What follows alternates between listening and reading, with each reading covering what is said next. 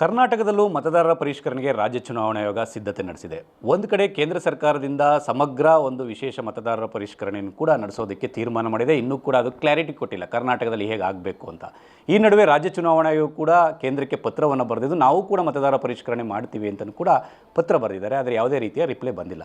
ಈಗ ನಮ್ಮ ಜೊತೆ ರಾಜ್ಯ ಚುನಾವಣಾ ಆಯುಕ್ತರು ನಮ್ಮ ಜೊತೆ ಇದ್ದಾರೆ, ಅವ್ರನ್ನ ಕೇಳೋಣ ಬನ್ನಿ. ಸರ್, ಒಟ್ಟಾರೆಯಾಗಿ ನೀವು ಲೆಟರ್ನ ಆಲ್ರೆಡಿ ಕೇಂದ್ರ ಚುನಾವಣಾ ಆಯೋಗಕ್ಕೆ ಬರ್ತಿದ್ದೀರಾ. ಅದರಿಂದ ಏನು ರೆಸ್ಪಾನ್ಸ್ ಬರ್ತಾ ಇದೆ? ನಿಮಗೂ ಅಧಿಕಾರ ಇದೆ ಮತದಾರರ ಪಟ್ಟಿ ಪರಿಷ್ಕರಣೆಗೆ?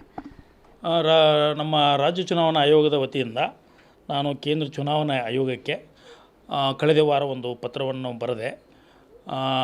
ಈಗ ಸುಪ್ರೀಂ ಕೋರ್ಟ್ ಅಂಗಳದಲ್ಲಿ ನಮ್ಮ ಒಂದು ಪ್ರಕರಣ ಇರೋದರಿಂದ greater Bengaluru elections 5 corporation election ಸಂಬಂಧಪಟ್ಟಂತೆ ಚುನಾವಣೆಗಳು ಬರುವುದರಿಂದ ನವಂಬರ್ 1ಕ್ಕೆ ಒಂದು ಡೈರೆಕ್ಷನ್ ಸುಪ್ರೀಂ ಕೋರ್ಟ್ನವರು ಕೊಟ್ಟಿದ್ದಾರೆ.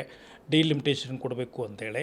ನವಂಬರ್ 30ಕ್ಕೆ ಮೀಸಲಾತಿ ಪಟ್ಟಿ ಕೊಡಬೇಕು ಅಂತ ಅವರೇ ಮಾನ್ಯ ಸರ್ವೋಚ್ಚ ನ್ಯಾಯಾಲಯದವರು ನಿರ್ದೇಶನವನ್ನು ಸರ್ಕಾರಕ್ಕೆ ಕೊಟ್ಟಿದ್ದಾರೆ. ನವಂಬರ್ 1ಕ್ಕೆ ಮತ್ತು ರಾಜ್ಯ ಚುನಾವಣಾ ಆಯೋಗ ಕೂಡ ತನ್ನ ಕೆಲಸವನ್ನು ಅಂದರೆ ಮತದಾರರ ಪಟ್ಟಿ ತಯಾರು ಮಾಡುವುದನ್ನು ಮತ್ತು ಪರಿಷ್ಕರಣೆ ಮಾಡುವಂಥ ಒಂದು ಕೆಲಸವನ್ನು ಪ್ರಾರಂಭ ಮಾಡಬೇಕು ಅಂದ ಹಿನ್ನೆಲೆಯಲ್ಲಿ ನಾನು ಕೇಂದ್ರ ಚುನಾವಣಾ ಆಯೋಗಕ್ಕೆ SIR ಏನು ಅವ್ರು ಮಾಡ್ತಾ ಇದ್ದಾರೆ ಅಂತೇಳಿ ನಾನು ಪೇಪರ್ನಲ್ಲಿ ಕೇಳ್ಪಟ್ಟೆಲ್ಲ.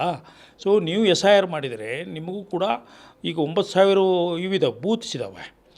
ನೀವು ತೊಗೊಂಡು ಮಾಡಿದರೆ 10 ತಿಂಗಳು 2 ತಿಂಗಳು ಹೋಗಿಬಿಡುತ್ತೆ. ನಾನು ಹೇಗೆ ಮಾಡಬೇಕು? ನಾನು ಮಾಡಬೇಕಲ್ಲ, ಪ್ರಿಪ್ರೇಷನ್ ಆಫ್ ವೋಟರ್ಸ್ ಲಿಸ್ಟ್ ನಾನು ಮಾಡಬೇಕಲ್ಲ ಅಂದ್ಬಿಟ್ಟು. ಯಾಕಂದರೆ ನವಂಬರ್ 1ಕ್ಕೆ ನಾನು ಸ್ಟಾರ್ಟ್ ಮಾಡ್ಬೇಕು, ಕೆಲಸ ಸ್ಟಾರ್ಟ್ ಮಾಡ್ಬೇಕು ನಾನು. ಕ್ಲಾಶ್ ಆಗಲ್ವಾ ಅಂತ. ಅದಕ್ಕೆ ಕ್ಲಾಶ್ ಆಗೋದು ಬೇಡ, ನೀವು ಮುಂದೆ ಹಾಕಿ ಅಂತ ನಾನು ಕೇಳ್ಕೊಂಡಿರೋದು ಅವರಿಗೆ. ಇದು ಕೇಂದ್ರ ಚುನಾವಣಾ ಆಯೋಗಕ್ಕೆ ಈ ಕ್ಲಾಶ್ ಆಗೋದು ಬೇಡ. ಯಾಕಂದರೆ ಮ್ಯಾನ್ ಪವರ್ ಕೊಡಬೇಕಾದವರು ಸರ್ಕಾರ, ಅವ್ರಿಗೂ ಅವರೇ ಕೊಡಬೇಕು, ನನಗೂ ಕೂಡ ರಾಜ್ಯ ಸರ್ಕಾರನೇ ಕೊಡಬೇಕು. ಈಗ ಆ ಹಿನ್ನೆಲೆಯಲ್ಲಿ ನೀವು ಮುಂದೆ ಹಾಕ್ಕೊಳ್ಳಿ ನಿಮ್ಮದು, ನಾನು ಮಾಡಿಬಿಡ್ತೇನೆ ಈಗ. ಯಾಕಂದರೆ ನಾನು ಇಮಿಡಿಯೇಟಾಗಿ ತಕ್ಷಣ ನಾನು ಮಾನ್ಯ ಸರ್ವೋಚ್ಚ ನ್ಯಾಯಾಲಯಕ್ಕೆ ನಾನು ಅಫಿಡವಿಟನ್ನು ಕೊಡಬೇಕಾಗಿದೆ, ಕಂಪ್ಲೈನ್ಸನ್ನು ಕೊಡಬೇಕಾಗಿದೆ. 3ನೇ ತಾರೀಕಿಗೆ ಬರೋದಿದೆ. ನವಂಬರ್ 3ನೇ ತಾರೀಕಿಗೆ ಇನ್ನು ಒಂದೇ ಒಂದು ತಿಂಗಳ 30 ದಿವಸ ಉಳಿತು ನನಗೆ. ಸೊ ನಾವು ಮಾನ್ಯ ಸರ್ವೋಚ್ಚ ನ್ಯಾಯಾಲಯಕ್ಕೆ ಕಂಪ್ಲೈನ್ಸ್ ಕೊಡಬೇಕಾಗಿದೆ. ಈ ಹಿನ್ನೆಲೆಯಲ್ಲಿ ನೀವು ಮುಂದೂಡಿ ಅಂತ ಬರೆದಿದ್ದೀನಿ. ಅಂದರೆ ರಾಜ್ಯ ಚುನಾವಣೆಗೆ ಪವರ್ ಇದೆಯಾ? ಬೇರೆ ಸ್ಟೇಟ್ಗಳು ಈಗ ಅಳವಡಿಸ್ಕೊಂಡಿದೆಯಾ ಇದನ್ನು ಅಂತ? ಕೇರಳದಲ್ಲಿಯೂ ಮಾಡಿದ್ದಾರೆ, ಉತ್ತರ ಪ್ರದೇಶದಲ್ಲಿಯೂ ಮಾಡಿದ್ದಾರೆ. ಈಗ ನಾವು ಕೂಡ ಈ GBA ಆ್ಯಕ್ಟ್ನಲ್ಲಿ ಗ್ರೇಟರ್ ಬೆಂಗಳೂರು ಗವರ್ನೆನ್ಸ್ ಆ್ಯಕ್ಟ್ನಲ್ಲಿ ಮತ್ತು ಅದಕ್ಕೆ ಸಂಬಂಧಪಟ್ಟ ನಿಯಮಾವಳಿಗಳ ಅಡಿಯಲ್ಲಿ ನಮಗೂ ಕೂಡ ಮತದಾರರ ಮತಪಟ್ಟಿಯ ಪರಿಷ್ಕರಣೆ ಅಧಿಕಾರ ಕೂಡ ನಮಗೂ ಇದೆ. ಅಂದರೆ ಚುನಾವಣೆಗೆ ಆಲ್ರೆಡಿ ರಾಜ್ಯ ಚುನಾವಣೆಗೆ ಎಲ್ಲ ಸಿದ್ಧತೆ ನಡೆಸ್ತಾ ಇದೆ ಅಂತ. ಅಂದರೆ ಗ್ರಾಮ ಪಂಚಾಯತಿ ಸ್ಥಳೀಯ ಸಂಸ್ಥೆ ಚುನಾವಣೆ ಯಾವಾಗ ಆಗ್ಬೋದು ಒಂದು ಅಂದಾಜು? ಗ್ರಾಮ ಪಂಚಾಯತಿದು ಡಿಸೆಂಬರ್ ಅಂತ್ಯದಲ್ಲಿ ಮುಗಿತದೆ ಅದರ ಅವಧಿ. ಜಿಲ್ಲಾ ಪಂಚಾಯತ್ ತಾಲೂಕು ಪಂಚಾಯತ್ ತಮಗೆ ಗೊತ್ತಿರುವಂಥದ್ದು ಇನ್ನೊಂದು 5-6 ತಿಂಗಳಿಗೆ ಒಂದು ಟರ್ಮನೇ ಮುಗಿಯುತ್ತಾ ಬಂದಿದೆ. ಅದೇ ರೀತಿ 188 ಸ್ಥಳೀಯ ಸಂಸ್ಥೆಗಳ ಚುನಾವಣೆ ಕೂಡ ಇದೆ. ಅದರ ಜೊತೆಗೆ 5 ಕಾರ್ಪೊರೇಷನ್ಗಳ ಚುನಾವಣೆ ಕೂಡ ಬಾಕಿ ಇದೆ. ಇವೆಲ್ಲವೂ ಆಗಬೇಕು. ಹೀಗಾಗಿ ಆದರೆ ಮುಂದಿನ ವರ್ಷ 2026ರಲ್ಲಿ ಮೇ ಅಂತ್ಯದವರೆಗೆ ಎಲ್ಲ ಚುನಾವಣೆಗಳನ್ನು ಮಾಡಬಹುದು. ಯಾಕೆಂದರೆ ಈ GBA ಬಗ್ಗೆ ಭಾಳಷ್ಟು ಬೇರೆ ಬೇರೆ ರೀತಿಯ ವಿರೋಧ ಪಕ್ಷಗಳು ಕೂಡ ಆಕ್ಷೇಪವನ್ನು ವ್ಯಕ್ತಪಡಿಸ್ತಾ ಇದ್ರು. ಅಂದರೆ ಎಲೆಕ್ಷನ್ ಮಾಡ್ತಾ ಇಲ್ಲ, ಕೆಲವರು ಮಾಡಬೇಕು ಅಂತೆಲ್ಲ. ಅದಕ್ಕೆ GBAಗೂ ಕೂಡ ಪ್ರಿಪ್ರೇಷನ್ ಆಗಿದ್ದೀರಾ? ಅದೇನೇ ಹೇಳಿದ್ನಲ್ಲ, ಈಗಾಗಲೇ ನಾವು ಮಾನ್ಯ ಸರ್ವೋಚ್ಚ ನ್ಯಾಯಾಲಯಕ್ಕೆ ಕಂಪ್ಲೈನ್ಸ್ ಕೊಡಬೇಕಾದ ಹಿನ್ನೆಲೆಯಲ್ಲಿ ನಾವು ಕೂಡ PLOಗಳನ್ನ ಲಿಸ್ಟನ್ನು ಕೊಡಬೇಕು ನೀವು ಅಂಥೇಳಿ ಹಲವಾರು ಸಾರಿ ಪತ್ರ ಬರೆದಿದ್ದೀವಿ. ಯಾರಿಗೆ? GBA ಅಡ್ಮಿನಿಸ್ಟ್ರೇಟರ್ಗೆ ಮತ್ತು ತುಷಾರ್ ಗಿರಿನಾಥ್ ACS ಅವ್ರಿಗೂ ಕೂಡ ಪತ್ರ ಬರೆದಿದ್ದೇವೆ. ಅವರು ಸ್ಪಂದಿಸಬೇಕಾಗ್ತದೆ. ಯಾಕಂದರೆ ಸರ್ವೋಚ್ಚ ನ್ಯಾಯಾಲಯಕ್ಕೆ ಅವರು ಅಫಿಡವಿಟ್ ಕೊಟ್ಟಿದ್ದಾರೆ, ನಾವು ಕೊಡ್ತೇವೆ ಇದನ್ನು ಅಂತೇಳಿ. ಆಲ್ರೆಡಿ ಅವ್ರಿಗೆ ಡಿಲಿಮಿಟೇಷನನ್ನು ಏನದು ವಾರ್ಡ್ ವಿಂಗಡಣೆ ಮಾಡಿ ಕೊಟ್ಟಿದ್ದಾರೆ. ಈಗ ಡ್ರಾಫ್ಟ್ ಸಲ್ಲಿಸಿದ್ದಾರೆ. ಅಬ್ಜೆಕ್ಷನ್ ಕಾಲಾಗಿದೆ ಅದಕ್ಕೀಗ ಸಾರ್ವಜನಿಕರಿಂದ. ಅದು ಮುಗಿದ ಕೂಡಲೇ ಫೈನಲ್ ಡಿಲಿಮಿಟೇಷನ್ ರಿಪೋರ್ಟನ್ನು ಕೊಟ್ಬಿಡ್ತಾರೆ. ಅವ್ರ ಕೆಲಸ ಮುಗೀತು. ಆವಾಗ ಇಮಿಡಿಯೇಟಾಗಿ ನಾವು ಕೆಲಸವನ್ನು ನಾವು ನವಂಬರ್ 1ರಿಂದ ಮಾಡಬೇಕಾಗ್ತದೆ. ಅಂದರೆ ಇಲ್ಲಿ ಸಂಘರ್ಷದ ಪ್ರಶ್ನೆ ಬರಲ್ವಾ ಅಂತ ನಿಮ್ಮ ಮತ್ತು ಕೇಂದ್ರ ಚುನಾವಣಾ ಆಯೋಗದ ನಡುವೆ? ಇಲ್ಲ ಅದು ಹೆಂಗೆ ಬರುತ್ತೆ?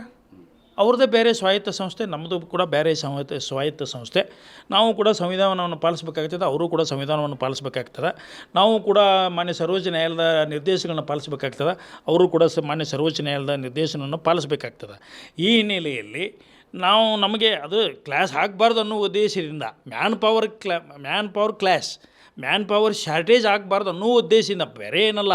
ಅಲ್ಲ, ಡಿಲಿಟೇಷನ್ ವಿಚಾರದಲ್ಲಿ ವ್ಯತ್ಯಾಸಗಳು, ಅಂಕಿ ಸಂಖ್ಯೆ ವ್ಯತ್ಯಾಸಗಳು ಬಂದರೆ, ಇದರಲ್ಲಿ ಡಿಲಿಟೇಷನ್ ಮಾಡುವಂಥ ವಿಚಾರದಲ್ಲಿ, ಪರಿಷ್ಕರಣೆ ಮಾಡುವಂಥ ಸಂದರ್ಭದಲ್ಲಿ ಸ್ಟೇಟ್ ಎಲೆಕ್ಷನ್ ಕಮಿಷನಿಂದ ಒಂದು ರೀತಿ ಡಿಲಿಟೇಷನ್ನು ಮತ್ತು ಸೆಂಟ್ರಲ್ ಇದರಿಂದ ಒಂದು ರೀತಿ ಡಿಲಿಟೇಷನ್ದು ಸಮಸ್ಯೆಗಳು ಬಂದರೆ ಬರಲಾರ್ದು ಅಂತ ಅಂದ್ಕೊಂಡಿದ್ದೇನೆ. ಯಾಕಂದರೆ ಅವರು ಕೂಡ ಸ್ಪೆಷಲ್ ಇಂಟೆನ್ಸಿವ್ ರಿವಿಷನ್ ಆಗಿ ಮಾಡ್ತಾ ಇದ್ದಾರೆ. ನಾವು ಕೂಡ ಅಂತಹದ ಒಂದು ರಿವಿಷನ್, ನಾವು ಸಮ್ಮರಿನಾರ ಮಾಡಲಿ ಅಥವಾ ಸ್ಪೆಷಲ್ ಆಗ್ಯಾರ ಮಾಡಲಿ, ನಾವು ಕೂಡ ಪರಿಷ್ಕರಣೆ ಮಾಡ್ತಾ ಇರೋದರಿಂದ, ಯಾಕಂದರೆ ಇದು ಎಲ್ಲ ಈಗ ಈ ಪರಿಷ್ಕರಣೆ ವಿಷಯ ಇಡೀ ಸಾರ್ವಜನಿಕರ ಒಂದು ವಿಷಯವಾಗಿದೆ. ಎಲ್ಲಿಗೆ ಲೋಪದೋಷಗಳು ಆಗಲಾರ್ದು ಅಂತ ನಾನು ಅಂದ್ಕೊಂಡಿದ್ದೇನೆ.